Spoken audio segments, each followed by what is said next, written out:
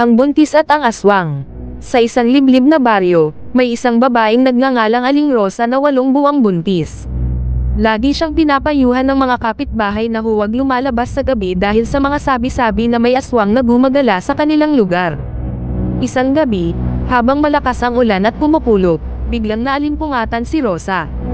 Parang may kung anong humahaplos sa kanyang tiyan. Nang dumilat siya, nakita niya sa bintana ang 2 mapupulang mata na nakatitig sa kanya. Dali-dali siyang nagtakip ng kumot, ngunit narinig niya ang kakaibang tunog mula sa bubungan, parang pakpak ng malaking ibon na humahampas. Nagdasal siya ng paulit-ulit at tinawag ang kanyang asawa. Ngunit ang lalaki nasa kabilang baryo at hindi pa umuwi. Mag-isa lamang siyang nakahiga, nanginginig sa takot.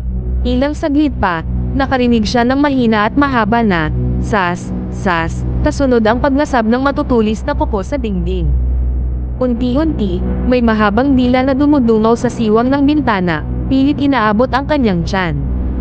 Bago pa man siya mawala ng ulirat sa takot, biglang may kumalabog na malakas mula sa labas, si Mang Isko, ang kapitbahay nilang albularyo, dumating dala ang buntot pagi at bawang.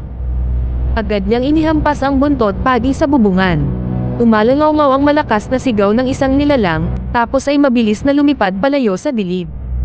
Kinabukasan, nakita nila ang bakas ng mahahabang kuko sa dingding, at ang mga patak ng dugo sa sahig. Mula noon, si Rosa ay hindi na muling naiwan mag-isa sa gabi. Ngunit hanggang ngayon, may mga nakaririnig pa rin ng pakpak na dumadapo sa bubungan tuwing may buntis na babae sa baryo.